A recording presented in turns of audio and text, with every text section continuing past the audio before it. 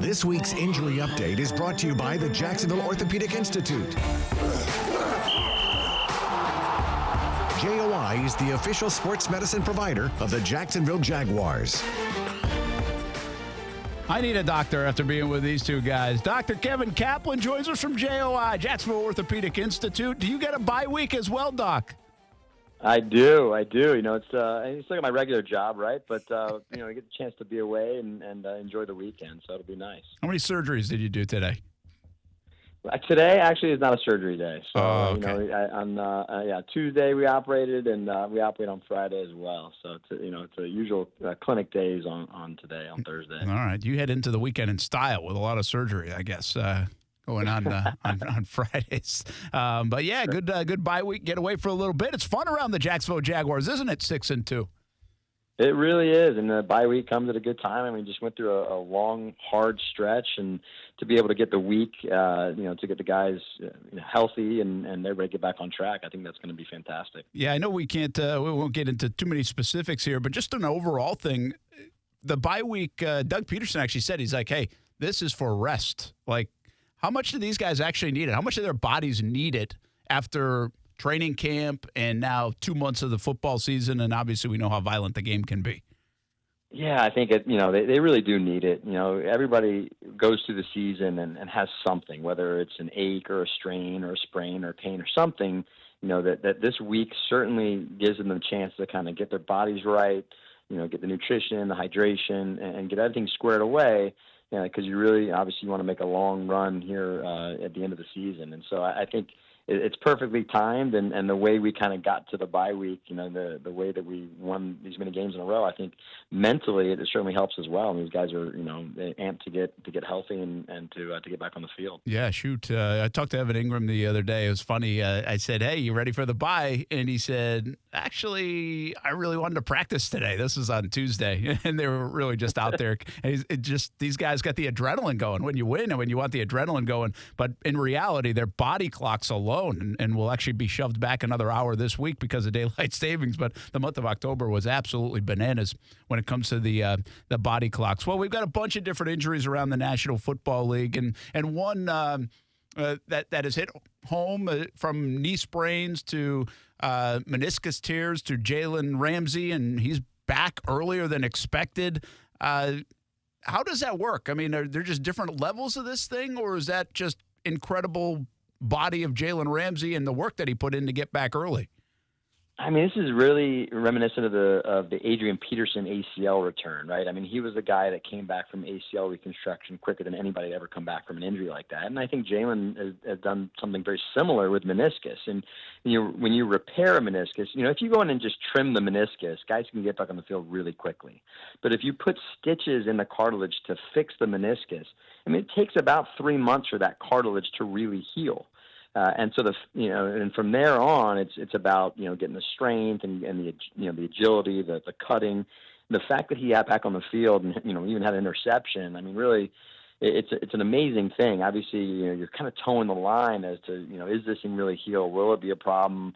But, you know, so far, just looking at him, I mean, obviously he puts in the work, and having gotten to know him over, you know, a period of time where he was in Jacksonville, I'm sure he was really, you know, hitting the rehab as hard as he possibly could. But that, you know, changes the nature of the way we talk to patients when they come in and we say, hey, this is going to be a, you know, 4 or 5 month recovery process. Then everybody will look at Jim, well, he got back on the field this quickly. So, yeah, it's good and bad, right? Because now the patients are going to want to really, you know, push the envelope of when they can get back on the field. That is an interesting thought, because the last couple of weeks we've had different doctors on from JOI, and they've said similar things, whether it's about Aaron Rodgers or maybe an Adrian Peterson situation. And, I mean, you guys have kind of a blueprint of a lot of different data of how this rehab works and how long it might take. And sometimes you want to be on the conservative end or the aggressive end. You can give both windows.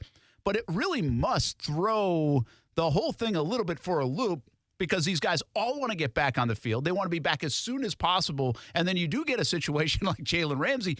I mean, are just some bodies built different where you still can't say, hey, just because he did it, it doesn't mean you can and everybody else can? Yeah, I mean, you can always look back at and talk about the biology of something healing, right? Just like you said, I mean, we have, you know, hundreds and hundreds and even thousands of studies on cartilage and ACLs and rotator cuffs, you know, all those things. and we know biologically what has to happen. But to your point, I mean, guys are using, bigger muscle groups and bigger, faster, stronger, obviously than in years past.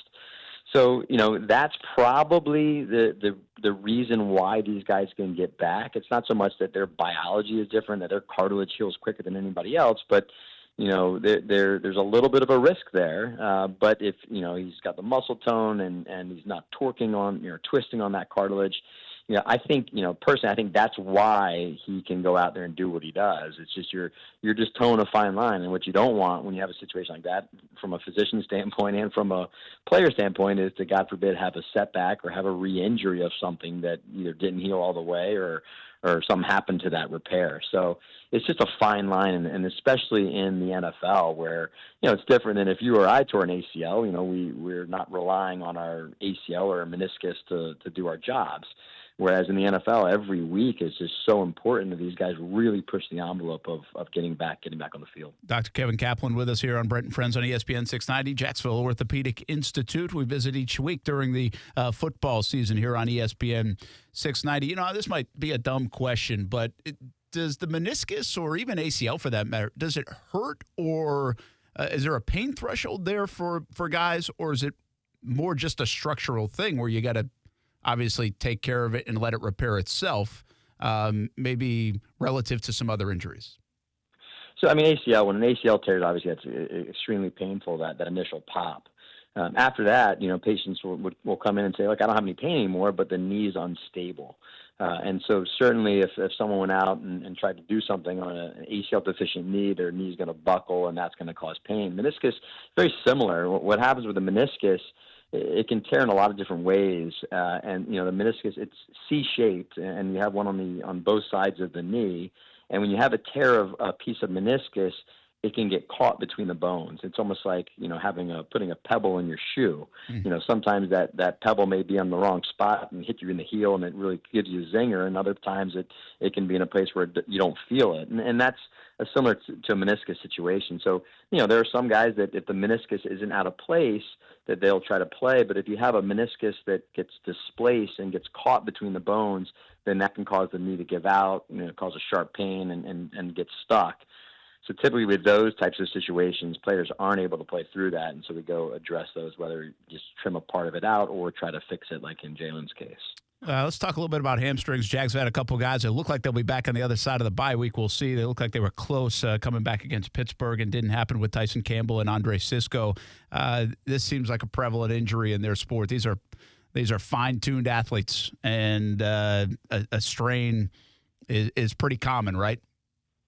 It is. I would say hamstrings are one of the most difficult injuries that we deal with because they're in such a gray zone. The hamstring muscle group, it goes up from the hip area and goes all the way down past the knee, several different muscles that make that up. And when you strain that muscle or those muscle groups, they rely on that for their speed, for their cutting, deceleration, quick movements.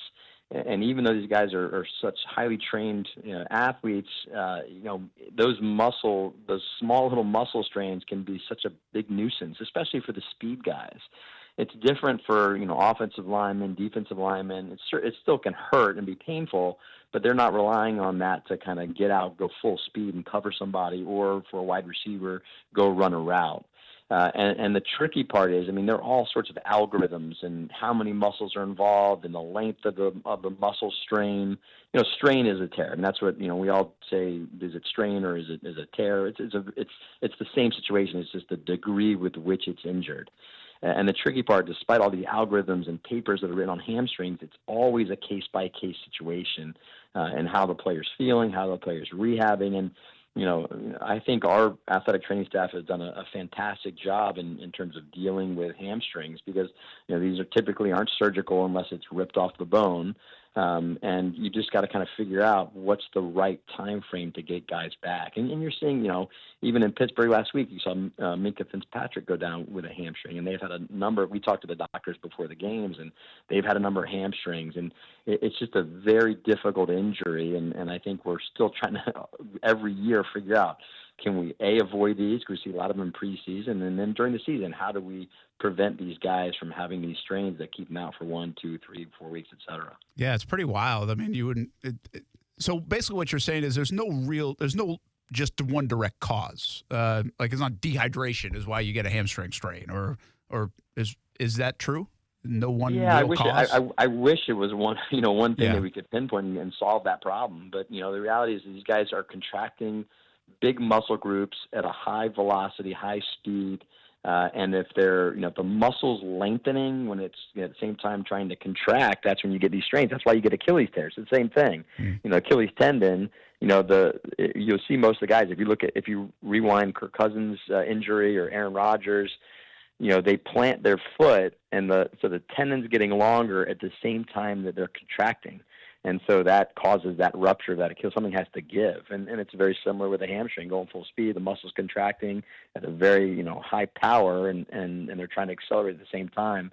Something gives. And, these guys get, more soft tissue work and stretching and with our strength and conditioning crew. These guys are nonstop doing this, and they still can get these strains just because of what they're doing and how often they're doing it. Dr. Kevin Kaplan with us here on ESPN 690. I tried to do this yesterday, but I have this thought, non-medical guy over here, just a radio guy, that the guys like Aaron Rodgers, Kirk Cousins, they just don't have as much muscle like they're not as strong. They're older guys. Wouldn't they be more susceptible to those kind of injuries just because they're not as strong as they used to be as you get a little older? Could that be part of it, or is that not even close to related? No, I would agree with you. As we all, as we all get into our, 30s and 40s and 50s, our tendons will start to get a little bit less pliable. I can think back to guys like Shaquille O'Neal and Kobe, and these guys, as they get, farther in their career, I agree that is part of the equation as to why these things happen in that age group. We don't see, we still see it in the younger guys occasionally, but I bet if you looked at the age range of people that get Achilles and, bicep tears and pec tears, they're typically farther on in their career, and that does add to part of the story for sure. I agree with you. All right, one last one for you, and I'll ask you this more specific because it's in hindsight. Are you at all surprised that a guy like DeJuan Smoot's been able to come off that kind of injury and also the layoff and just kind of blend right back in? He says he feels fantastic and almost like he hasn't skipped a beat.